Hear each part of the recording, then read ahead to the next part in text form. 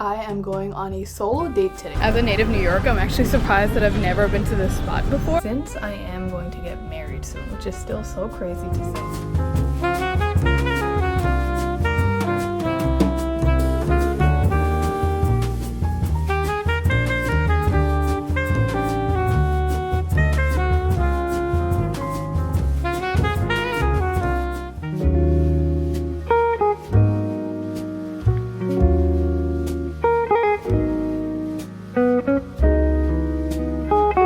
Pumpkin spice season. This is also a vanilla cardamom cold brew drink.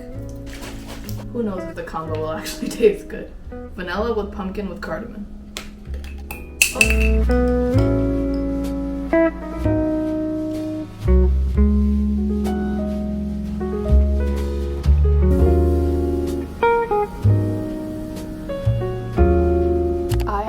On a solo date today. That is just a fancy way of saying I'm going outside by myself to do things alone, things that I love doing. So we are going to pick an outfit. Fall is in the air, even though it is still quite a little bit warm. It is officially fall. I want to be in the fall spirit. I haven't gone outside to do the things alone that I love in a while. So let's dress up cute. I did my makeup, and these are some of the things that I've been thinking about for a few months now, and I'm finally just doing it alone because why do I have to wait for anyone? This is the state of my very messy closet, but also I'm very grateful that I even have this big of a closet in a New York City apartment. It's kind of rare. I have literally like 4 or 5 suitcases in here, checking bags, duffel bags.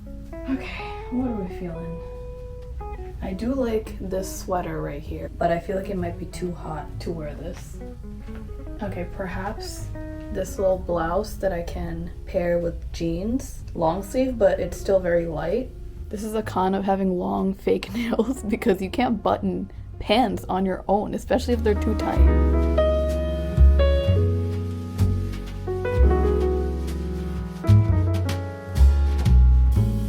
Obviously can't forget my book. That is my current read right now. A book or journal is necessary for a solo date. I'm switching out all the things I need from my usual bags. My emergency pouch with all of my Mary Poppins things inside. This is why you need a type A friend. You got a cut? I have a Band-Aid. You need Tylenol? I have some pills. You need some powder? I got that too.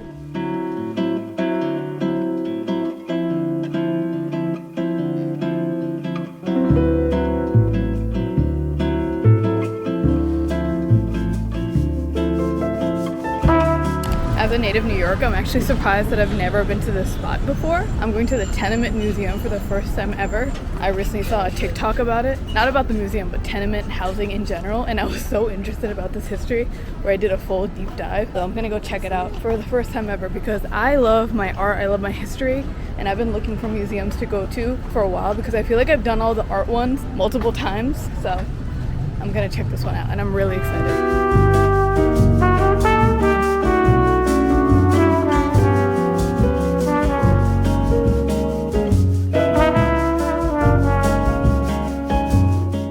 As a native New Yorker, I was so excited to learn more about my local city's history. I'm surprised I've actually never been here for a field trip even. So first we explored Mrs. Wang's home, who immigrated to America from China in the mid-1900s. She raised a whole family while working in the booming garment industry. She actually still lives in the same block to this day. The legal definition of a tenement, which means any building built to house 3 or more unrelated families, where each family has their own unit with their own private kitchen. That describes my current building. I currently live in a tenement. All my friends in New York live in tenements. You might live in a tenement. We just tend to call them apartments.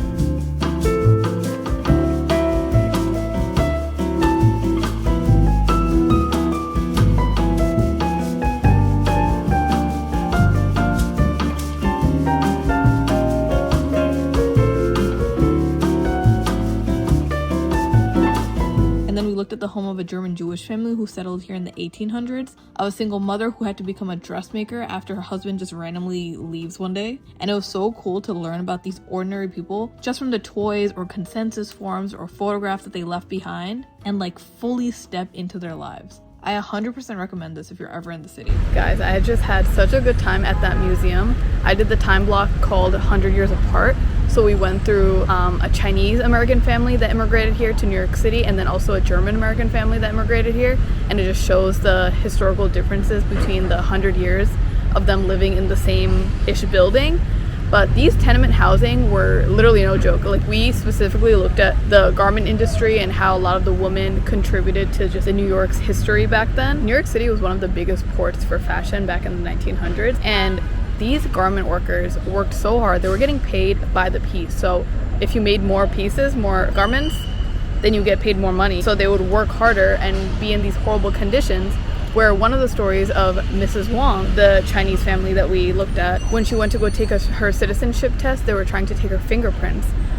But she had no fingerprints anymore because she was working so hard, and it was apparently a rite of passage if you sewed your fingers together when you were working and sewing as quickly as you can to get money. But I feel like as a native New Yorker, and just like as a person in this community in general, it is my duty to learn about things like this and just learn about my city's history. We also learned about the Chinese Exclusion Act, where it was preventing Chinese people from immigrating into America and just other immigrants in general. But really, immigrants make up such a big part of America, and New York especially, where we just like deserve more respect for all the things that we've done, especially with the current climate. But anyway, right now I am walking over to Beacon's Closet. It's over a mile walk, but I'm kind of living for it. It's beautiful weather. I might as well just walk. I have been looking for maroon boots for like 2 falls. I'm looking for boots in general, so maybe if I go to the thrift shop, I will find something and get lucky. But this location that I'm going to is not my favorite location for Beacon's Closet, so let's just hope for the best. I'm listening to a podcast episode featuring Emma Watson, and I'm literally so excited to listen to this on my walk.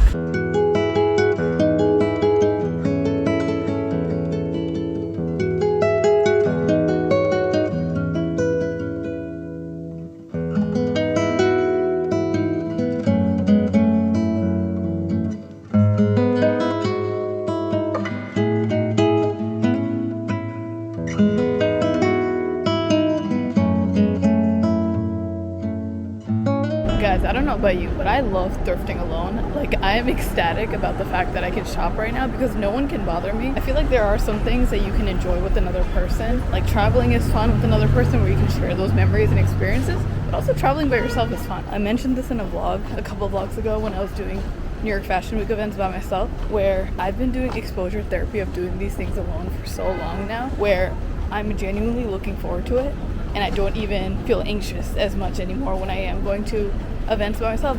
It still happens sometimes where I do feel anxious. Like, I'm not saying that I never get nervous, but it definitely does help when you expose yourself to things that scare you just to get in the habit, and then a couple months or years later, you're a lot more comfortable. Usually I would get a sweet treat or some sort of meal. Right now it's currently 5 o'clock because I did leave the house a little bit late, but I also timed myself in a way where I ate lunch right before I left so that I wouldn't have to spend too much money outside. And the thing about living in New York is that you will walk miles without feeling tired just because you're so used to commuting and walking everywhere.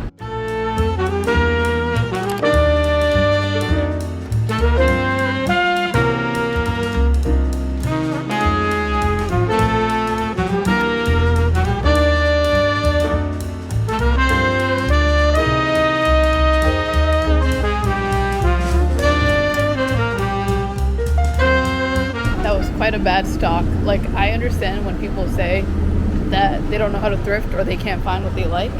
When things are like that, a little bit disappointed. But we are going to our last stop, which is Majori. I'm allergic to fake silver or gold, so I'm looking to replace my cartilage earrings before any wedding functions because I've had the earrings on my ears for like the past 5-6 years, and I'm pretty sure they're from Claire's.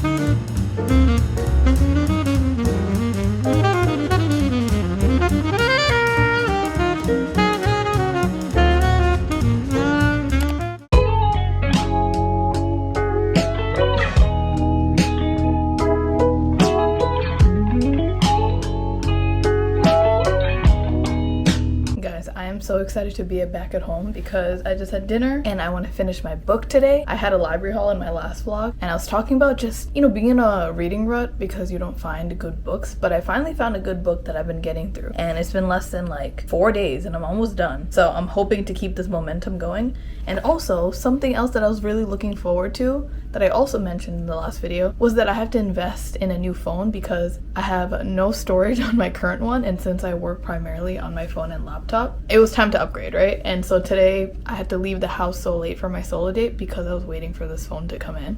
And so we're gonna do a little unboxing because I am super excited. I walked so much today for the solo date. It was a very fulfilling walk. It's like one of those tired walks. I'm gonna sleep well tonight, and I would tell you how much I walked, but unfortunately I had to delete the health app because again I had no storage where I would try to take one photo and I wouldn't even be able to do that. I couldn't even post stories anymore. So I got the iPhone 17 Pro. I currently have the 14.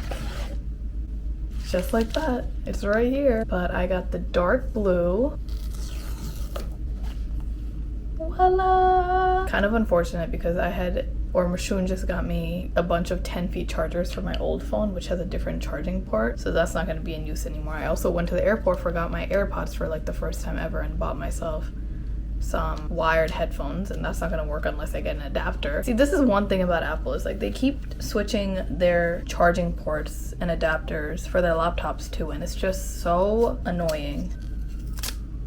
Okay, I have to transfer everything to this new phone tonight. I'm so excited to have some storage. I finally upgraded from 156, pretty sure it's 156, to 256, I believe. Yeah, but the reason why I wanted to do the solo date today, on top of just like me wanting to do a bunch of these things for a while, is that since I am going to get married soon, which is still so crazy to say, and I just booked my venue yesterday. Today I'm sending out invites for the wedding, which is also so friggin' wild that I'm even saying that I'm in this phase of life. And also just letting you know, there's gonna be so many different ceremonies, so this is the more intimate one, and then I will have a bigger reception and bigger just events leading up to that, hopefully. So no rush for that. So anyway, when I say wedding, it's gonna be a very intimate type of wedding ceremony. A lot of women get lost in that marriage, in their relationship, which is normal and it's not necessarily a bad thing. But once you get so lost in it for years and years, you really lose a part of yourself and you lose your identity for the most part, right? Without even realizing that much time has passed, because you're sacrificing the things that you like doing, hanging out with the people that you like hanging out with, and whatever the case might be. And I refuse to let that happen to me.